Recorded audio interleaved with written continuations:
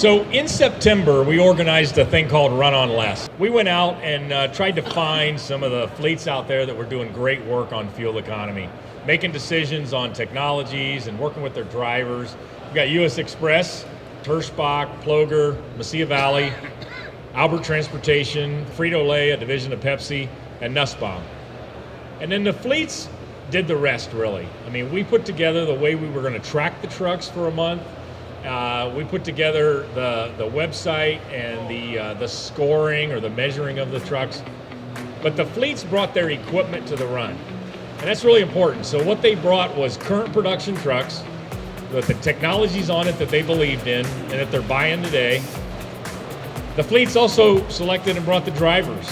So it was a lot of fun going out and meeting these drivers. They're kind of the best of the best. And they probably don't like being called hyper MPGers, but these fleets really, and these drivers are really good at what they do. And here's the 8 drivers, because part of the run, Mesilla Valley put a team on their truck, and they had their truck running a team for the last week or so. So there's the drivers. And then finally, the fleets also selected the routes. So the point of the run was to be real. We wanted to not create some sort of test, or we didn't want to run empty, or to only run in a certain climate, or to run trucks that were with technologies on them that might be available, but the fleets didn't believe on it. So we believed the run was really real. And here's what we came up with. So we had 7 trucks, as I mentioned. They went for 17 calendar days in September. And so you take the 7 trucks times 17 days, you take out the days of rest, and we qualified that as any day where a truck didn't go, I think 50 miles, maybe it was 30, but I think 50 miles. That ended up with 99 driving days, we called them. Over those 99 days, the truckers did 50,107 miles. So we had about a 500 mile a day average over those 17 days. And when you take the gallons burned and the miles traveled, they did 10.1 mile per gallon. So a pretty big number, actually better than we were kind of guessing. And then we tracked because we all know it matters what kind of conditions those fuel economy happened at. So we monitored some conditions. I'll start with the load. So we had, over those 17 days, we averaged 55.5.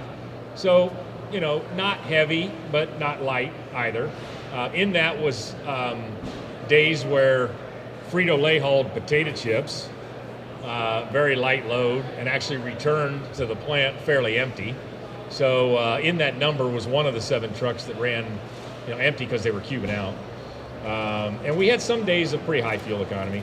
The speed was 54 mile an hour average, so that includes all the start stops. We kind of think that that's a little slow, but not terribly slow. I don't know what you guys would say to that, but maybe we'll get that here in a minute. And then we also measured elevation and finally wind. And these 17 days actually had a lot of wind. It was kind of interesting because we were tracking the wind with weather station data along the path of the trucks. And you couldn't have kind of picked a better time for it, maybe not for the fuel economy number, but Irma and Harvey both happened during this event. And we had some really high tailwinds, really high side winds, really high headwinds during the run. Here's the distributed MPG for those 99 days. So we had 4 days at 12.5, we had 2 at 7, and a whole bunch in between. But if you look at this, we had 14 plus 11, 25, nearly 30 days of 11 and up, which is pretty impressive, and we're really thankful for that. So what I'd like to do is ask Tony with Nussbaum to kind of tell us, why did Nussbaum get involved in this run, and what did you kind of experience or know about what happened during the event, Tony? Well, Nussbaum got into it. Nussbaum got into it just to show all the other trucking companies that it can be done. We run just normal like everybody else does, and we look at fuel economy, we look at driver pay. Drivers are go by points, and their pay changes week by week depending on all the different inputs that we put in. So like Clark, Clark Reed is one of our top drivers. He usually stays within the top 5 all the time. And he only drives 60, 61 mile an hour. And he's still one of the top paying guys. So he's right up there. He's one of our trainers. So he also trains to push everybody the same way. And we just wanted to show that spending the extra money on aerodynamics, it does work. You have to train the drivers, and you have to make sure everybody does what needs to be done. You can't just turn them loose and expect them to try to figure it out on their own. Yeah, Clark was one of our more active participants in the run. Actually, we went out to all the fleets. We interviewed the drivers, and they sent us information almost daily about what was going on. Smart Drive installed cameras in a number of these trucks, and Clark was hitting the button and telling us stories about what was going on in his truck with respect to fuel economy. I remember he was in a lot of traffic one time, and he sent us a 30-second where he was talking about, okay, well, this is a great example of where I just back off. He's probably going 25 mile an hour. I think it was in California. He says, I just back off. If they want to cut in front of me and everything, I just try to go 25 mile an hour. And so it was quite interesting. Jerry Mead was with U.S. Express when they volunteered for the run, and so now he's with Phillips. But Jerry, you want to talk about what motivated you to get involved, and kind of what do you think the fleets that were involved maybe learned from it? First thing I'll tell all my peers out there is, if you're not a participant or understand NACFE, is go out to their website. There's a lot of great papers of work they've done, and it explains a lot of technologies that you're being presented every day. So, and that's why we got involved, is third-party verification of technologies in a real-life scenario. With a driver, we just selected not from our top drivers, bottom drivers, mid-range driver, to really go out there and drive something at a variable route in a situation, so we can verify our data that we collected already. And I think that's the key item is that impartial verification of folks that are committed, but really your truck, your trailer, how you have it built, it doesn't matter, but they want to verify and help you get better from a performance standpoint. And when you look at where the industry's trending today from a driver standpoint, and what's coming out of the schools, especially for the large fleets, you'd love to be able to individually touch every driver, but you really have to look at setting them up for success. And you look at the average speed up here, like Mike said, is you really, a lot of folks when they come in and look at their specifications, they have their set in miles per hour, and they're setting their truck up for that. You have to understand is where are you traveling the most, at what mile per hour, and really look at your parameters and your setup for where you're spending the most of the time, so you can capitalize that top gear potential and be in that range the most. Because if you're only at your top speed for this period of time for this motion, and your spec for there, you do really well there. But if most of your time is down at this speed, that's really when you want to set your truck up to capitalize. But again, go out to NACFE, great point papers, a lot of research, participate, sign your fleet up. They do a great job, but that's why we participated, Mike, is really that third-party verification and my belief in what your organization does.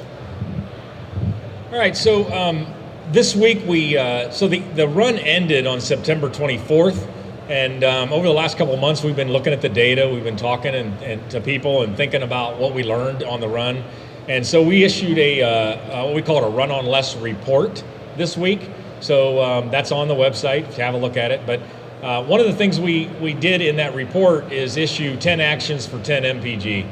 So I'm not going to go through this whole thing, but look at the report. But one of them I'd like to ask our third panelist here with me, and that is, there's technologies to adopt, and we've got that information out there. But one of the things we learned from these fleets, maybe two things. One was educate and incent conscientious drivers. So when we met these 7 drivers and really saw how dedicated they were to improving their fleet's expenses and fuel, we were just unbelievably impressed. And then the second one is, outside of just the technologies adopt, is what we call build a culture of methodically choosing technologies. So approach the truck and all these different technologies in a way, maybe start with wheels and tires, maybe start with aero, I don't know, but get started and do it in a concerted way. So I've also had Ron Hall from CR England's volunteered. They're a NACFE fleet fuel study fleet. And Ron, what do either touch on drivers or on how you pick technologies, but if you could share how England works on these things and maybe some of the challenges you have and how you go about that. So on the driver side, we have two efforts. One effort is the bottom 10% fuel economy performers. We actually have a coaching program where we have a dedicated coach that reaches out to those folks and walks them through what they need to do to improve on fuel economy. And there's a host of additional data points that they walk the driver through so they can explain what impact idle is having on that driver's performance, or what impact time in top gear or time using cruise. They walk the driver through what they can do to actually change their driving behavior to improve fuel economy. We also have what we call Elite Awards. And Elite Awards is a point-based reward system where a driver can earn points on a number of different criteria. Production is one, service is one, but also fuel economy is one. And those drivers can then go to a website where they can shop using those points. So they get rewards based on their use of those, earning and use of those points. So that's the driver's side. Speaking to methodical decision making regarding fuel economy, we have an SAE level fuel testing program. We've got a fuel economy analyst that's dedicated to nothing but fuel testing. We've also got 2 drivers that do nothing but fuel test, and 2 trucks and 2 trailers with mock loads of concrete that scale out at 80,000 pounds. And the purpose for that program is to take the host of different technologies that are available to us to purchase and validate in our application that they're actually going to have a payback. And so we actually test those programs or those technologies, develop a payback within a very tight tolerance level through fuel tests that total about 400 miles per test. And then we also look, to Jerry's point, at third-party validation through both NACFE and Pit Group. And if we're seeing the results on our side and we're seeing third-party validation, it's almost a guarantee if the ROI is there, we're going to adopt that technology. So Tony, another question that's on my mind. I mean, when you hear people say, or maybe somebody's walking by, or maybe somebody's sitting out there saying 10, that's crazy, that's not happening. Maybe the truck builders or some aero manufacturers might say it's available, but I don't believe it. What would you say to them? Well, I'd say they need to try it and see if it works. I mean, that's why we've done what we've done.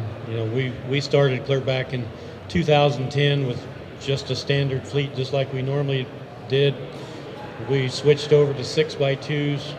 At that point, we gained a little bit. We went to wide base tires. 2011, we adopted skirts and tails, and that's where we got our big jump. And then as we went with Freightliner with the aerodynamics and the gearing down packages that we've got, I mean, that's where we're at now.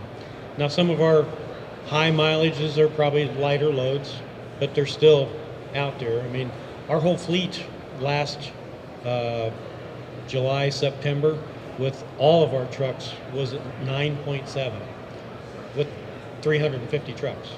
So, I mean, it can be done. And it's all about driver training. That's the biggest piece of the puzzle is to constantly train the drivers and have them understand that they don't have to run 75 mile an hour to make money for themselves. And when they can make money going 60, 65, we're making more money and everybody's happy. One other thing, so 350 trucks, I mean, some would say that you got to be big. I mean, you got to be the size of a big fleet to be able to focus on the technologies or even get the attention of manufacturers to do this. So how does Nussbaum do that at a relatively medium-sized company? Well, I mean, we're looking at ROI, and we're getting payback on it. I mean, look at Henry Albert, one truck, and he's running 10, 11 miles a gallon all the time, and he firmly believes in it too. And if you go out to his blog, he's got daily messages to all these fleets that, why aren't you on the bandwagon? So I mean, for our size, we're seeing major paybacks on it, and that's why we're doing it. Jerry, let's get a couple more questions, maybe one for each of you guys, then we'll open it up, see if anybody else has anything. But specific technologies, and not manufacturers, but specific technologies. I mean, where's kind of the bigger bang for the buck? Or if maybe another way to ask that, if somebody's walking by, and they think that they're nowhere near this and know that they should be doing more on fuel economy, where should they focus first? Or but very specifically to what technologies would you? I can tell you, Mike, you got a great paper out there on this. Fuel economy starts with one base thing, and it starts with your PM program, period. That's the first thing you need to invest your time in is, do you have the proper PM interval? Are you using the right oils? Are you doing the right thing from air filters to tire maintenance, tire pressure? All that plays first. If you fail that, it doesn't matter what you have on your truck. You're not going to have a good MPG. But after that, it's how you set the truck up. Tony summed it up. And one thing I see is, it doesn't matter on trucks. I'd rather had a small fleet. You can do a lot more things and be tighter than them large fleets because your data's there and your driver pool is open the most. But it all starts with you got to have the right guy behind the wheel. It doesn't matter. You can set them up for success. But you brought up Henry Albert. I would have loved to have 5,000 Henry Alberts. And who knows what we would have had for MPG, because I know from our third-party validation, our trucks could get 11. But when you get that large and the influx of drivers are so big, Mike, it's hard to keep that. But the PM and driver education, after that, a lot of great technologies. It's what works for your fleet. Each fleet is different, and how you set that up is where you set yourself for success. But PMs and drivers, Mike, is the first technologies to me that you set up, period. And that's where you need to start. Great. So kind of the same question, Ron. I mean, any advice on some specific technologies? That last point about drivers, maybe you could talk to this a little bit too. Some people will say, well, as we automate the truck and with these technologies, the driver doesn't matter anymore. I think he does or she does, but either on specific technologies or on that last point, what are your thoughts? Well, the driver absolutely does matter. If you look at the variance, and we've done some analyses on this as well. If you look at the variance of a good driver between a good driver and a bad driver, we feel about 25% of the fuel economy differential is driver based. So drivers do matter. How smooth they drive, what they're doing with time in top gear and time in cruise, all of those are important. As far as the technologies that matter, Jerry has a unique perspective. When he was at U.S. Express, he owned maintenance and purchasing. I only own purchasing, so I can't speak to the maintenance piece, but I can tell you that on the purchasing side, the two technologies in the last probably 5 years that have really caught our eye and that we're addressing are aerodynamics. Obviously, we're in an aerodynamics booth right here, and rear end ratio. We're seeing some tremendous things with how the engines are being downsped to improve fuel economy. Those are probably the two biggest technologies. Now, on aero, I will tell you, Jerry made a point, what fits your fleet? Our fleet, even though we validated it was successful from a fuel test standpoint, our fleet did not work well with trailer tails. So we've abandoned that technology for now. We just couldn't get the kind of compliance we needed on deploy and on recovery. But for the most part, every other aerodynamic technology we have adopted. And we're also chasing really low ratios on the rear end that's downsped the engine. Those are probably the two biggest that we've been focusing on recently. So does anybody else have any questions for these guys? I mean, this is a pretty smart group. Yes. Sorry, it's a question for the whole panel. Drivers play the crucial role. How do you incentivize those drivers? Is it purely financially, or are there other aspects to it? Does it help to make second point of that question is, does that then help to encourage new drivers to join the industry because the driver shortage doesn't help to push it up? So I think the question's how do you incentivize specific to fuel economy, and does that help you attract drivers and so forth? I'll tell you, anytime you can improve your bottom line and involve drivers and improves their paycheck, I think it's gonna be twofold. One, your retention to get better, and most people, when they consider something that's a win, they're gonna play to win, most.